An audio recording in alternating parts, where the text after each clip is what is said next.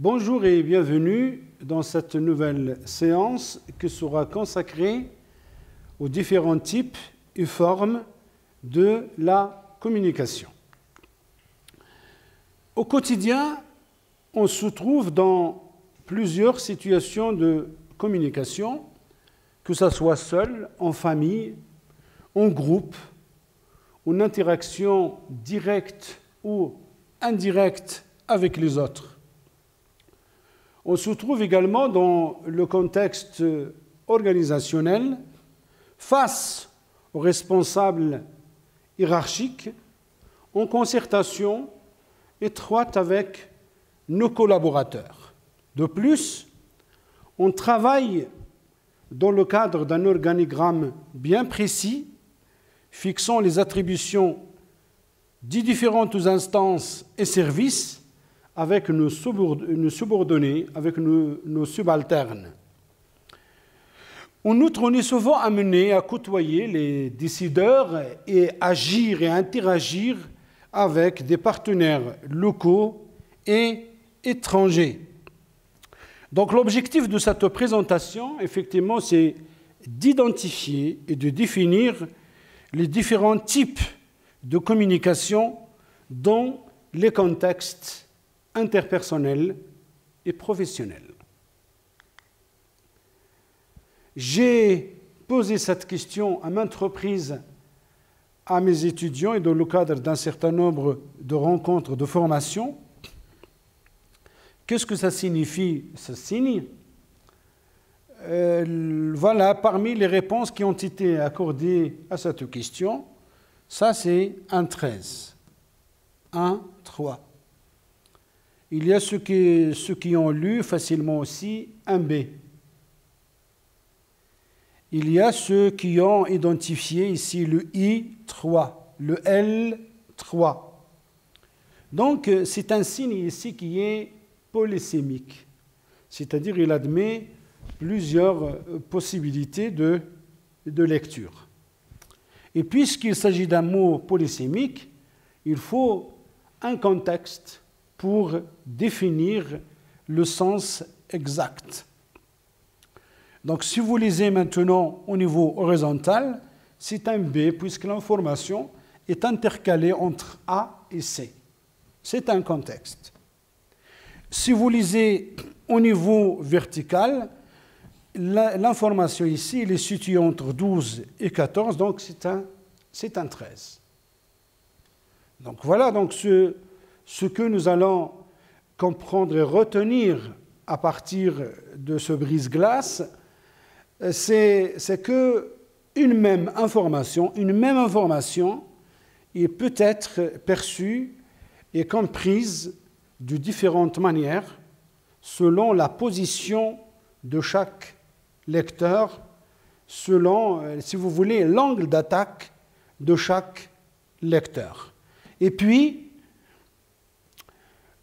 pour assimiler une information polysémique qui admet plusieurs portées significatives, il faut la contextualiser. Le contexte, alors, ou le référent, c'est l'élément fondamental qui détermine le sens d'une information à transmettre. Alors, passons maintenant au type de communication. Ici, il y a ce qu'on appelle la communication personnelle. Avant de parler de la communication interpersonnelle, il y a la communication interpersonnelle. Notre monde extérieur est le reflet de notre monde intérieur. Alors, comme vous allez le remarquer ici, chacun de nous a son milieu naturel. Chacun de nous a son moi intérieur. Alors, notre moi intérieur subit des impressions et par le biais des 5 sens qui permettent l'accès au monde, voilà, à notre ego, à notre moi intérieur, et puis que le pousse effectivement à s'exprimer. La communication personnelle, donc, c'est cette correspondance entre l'impression et l'expression via les 5 sens. Il y a aussi ce qu'on appelle la communication unilatérale, comme le préfixe ici uni l'exprime, donc qui signifie un. C'est une communication qui passe d'un émetteur vers un récepteur sans possibilité de réciprocité, c'est-à-dire sans possibilité de rétro-information, sans possibilité de, si vous voulez, d'effet de retour, ou bien ce qu'on appelle aussi de la nourriture, voilà, de retour. C'est le cas, par exemple, d'un professeur durant un cours magistral, donc où l'information va uniquement dans un seul sens.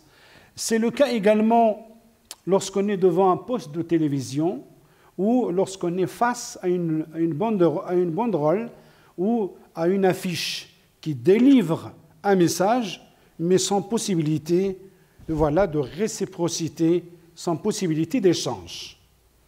Le contraire exactement ici, dans la communication bilatérale, le préfixe bi signifie deux. Ça veut dire que la communication ici va dans les deux sens. L'émetteur qui s'adresse au récepteur et puis le récepteur qui s'adresse va donc à l'émetteur. Donc il y a ici un retour d'information, par exemple dans une simple conversation courante. Et il y a aussi ce qu'on appelle la communication de masse. On l'appelle la communication multilatérale ou la communication multipolaire. C'est le cas ici d'un émetteur qui s'adresse à plusieurs récepteurs. Récepteurs 1, 2, 3, 4, 5 et plus. Et aussi, dans ce schéma inversé, c'est le cas de plusieurs émetteurs qui s'adressent à un seul récepteur. Par exemple, ici, c'est Monsieur le doyen de la faculté des sciences et techniques qui s'adresse à tous les étudiants de la faculté des sciences et techniques en vue de présenter un dossier, par exemple, de candidature. Lorsque les étudiants vont répondre, donc ce sont plusieurs étudiants qui vont s'adresser à Monsieur le doyen. Donc ce qu'on appelle la communication de masse, la communication multipolaire ou la communication multilatérale. Donc la communication interpersonnelle, comme l'indique déjà le préfixe inter, c'est-à-dire entre deux personnes. La communication du groupe lorsqu'il y a un certain nombre de personnes qui discutent, par exemple le cas d'une réunion. Il y a aussi, donc, comme je l'ai déjà expliqué, la communication de masse, c'est-à-dire c'est la communication qui s'effectue entre les différents éléments d'un groupe où il y a beaucoup d'intervenants. Il y a aussi ce qu'on appelle la communication organisationnelle. Il désigne un ensemble d'outils, de pratiques et de concepts développés et mobilisés par les acteurs produisant, diffusant, utilisant des informations dans des contextes organisationnels. Et donc, que ce soit dans le secteur privé, dans le secteur public, au sein des organismes, c'est un véritable outil de gestion qui permet la transmission de l'information à la fois à l'intérieur et à l'extérieur de l'entreprise. Et en parlant de la communication organisationnelle, on peut distinguer de la communication interne qui met en relation deux personnes qui appartiennent à une même entreprise, à un même organisme. Et dans ce cas-là, on peut distinguer différents types, si vous voulez, différentes formes de communication, que ce soit ici la communication latérale, on l'appelle aussi communication transversale, ou communication également horizontale, donc qui marque l'égalité entre l'émetteur et le récepteur. La systémique l'appelle aussi la communication symétrique d'égal à égal. Il y a ici la communication ascendante du bas vers le haut. Et puis, il y a ici la communication descendante, la communication, on l'appelle aussi la communication salariale. c'est du haut vers le bas. La systémique distingue entre deux types ici de communication, soit la communication asymétrique d'égal à égal, comme je viens de l'expliquer, soit la communication complémentaire, soit du bas vers le haut, ou bien le haut vers le bas.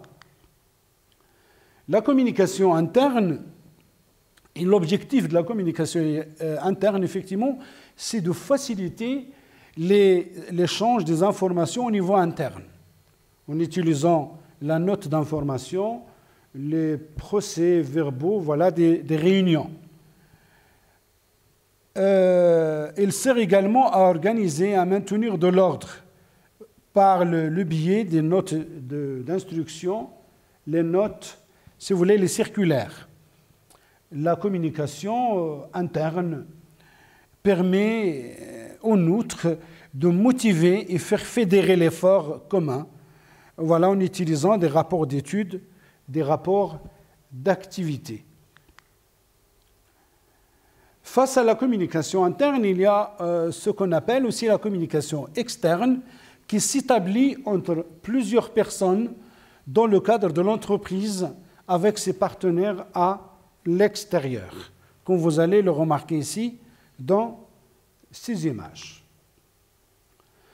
Alors l'objectif, effectivement, de cette communication, c'est de communiquer son identité visuelle et entretenir son image de marque, informer la cible ou les cibles, et puis aussi promouvoir son ou ses produits, parce que l'objectif est commercial.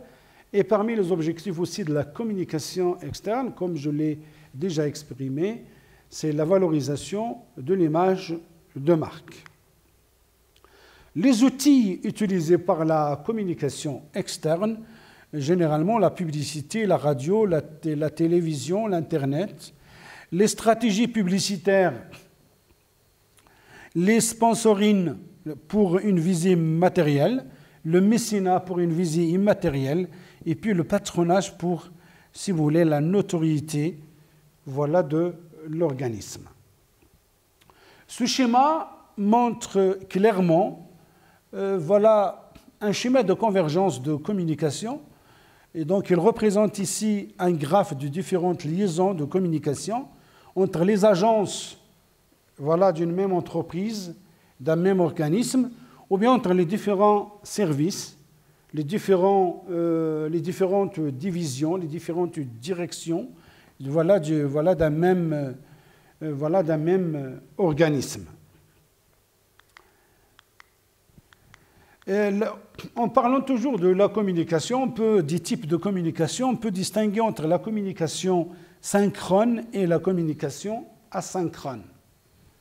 Synchrone, c'est-à-dire c'est l'échange direct, et donc lorsque je parle d'échange direct, je parle du feedback immédiat, donc qui est instantané en présence, voilà, de l'émetteur. Et donc, on peut effectivement utiliser dans la communication asynchrone, que ce soit des chats, que ce soit la visioconférence, que ce soit le téléphone. La communication asynchrone, c'est la communication qui se fait via la messagerie électronique, les services postaux, et puis l'apprentissage à distance. C'est le cas ici. Donc ce n'est pas une formation en présentiel, en présence des étudiants, mais c'est une formation à distance. Et donc là, vous allez remarquer qu'il y a un décalage entre le moment de l'émission, voilà, et celui de la réception. Donc on parle de communication asynchrone. Alors pour conclure, il y a d'autres types de communication, à savoir la communication animale. Donc les animaux aussi communiquent. Par exemple, le loup qui communique via les mimiques faciales avec sa progéniture. Regardez comment le lion essaie de limiter son terrain via l'odeur. Par exemple, aussi un chien qui essaie de parsemer son territoire en utilisant l'urine. Il y a aussi la communication entre des insectes. Regardons comment les abeilles communiquent, comment les fourmis communiquent. Pour les abeilles, par exemple, voilà, on ne peut pas accepter une abeille qui reste plus de 24 heures à l'extérieur de sa ruche parce qu'elle risque de perdre son odeur et par conséquent de perdre son identité. Il sera rejeté par les gardiennes au niveau de la ruche. Il y a des insectes mâles qui invitent des insectes femelles à l'accouplement en dégageant une odeur pendant la nuit. Il y a la communication aussi, la communication technique, instrumentale. Donc, c'est par le biais des installations. La communication intéresse nombreuses disciplines scientifiques ou autres. En linguistique, la communication est avant tout langagière. Selon les linguistes, tout acte de communication suppose au moins la présence de deux instances verbales. Nous allons le voir dans la présentation suivante. En neurophysiologie, la communication est sensorielle. Je vous ai parlé tout à l'heure de la communication qui se fait, donc la communication personnelle qui se fait par le biais des 5 sens. C'est-à-dire, je parle des canaux sensoriels. Le gustatif, l'olfactif, l'auditif, le visuel et puis aussi le tactile.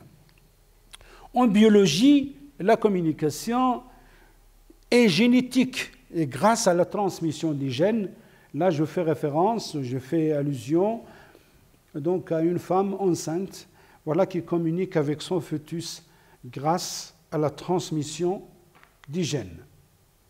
Pour terminer, ça c'est une image qui illustre effectivement une mauvaise communication, puisque pour communiquer efficacement, il faut répondre à ces questions telles qu'elles sont posées par Lasswell, qui s'adresse à qui, de quoi, comment, pour qui les fait, aussi où, c'est-à-dire pour répondre à l'espace convenable, favorisant la réalisation de l'objectif de la communication. Ici, le lieu qui a été choisi n'est pas du tout favorable.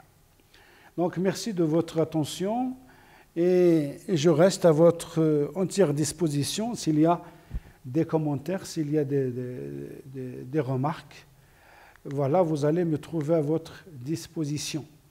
La prochaine présentation sera toujours autour des types et formes de la communication, voilà telles qu'elles sont définies par Paul Giroux. Alors, si vous avez remarqué que cette présentation mérite d'être saluée, j'aime et je m'abonne. Merci.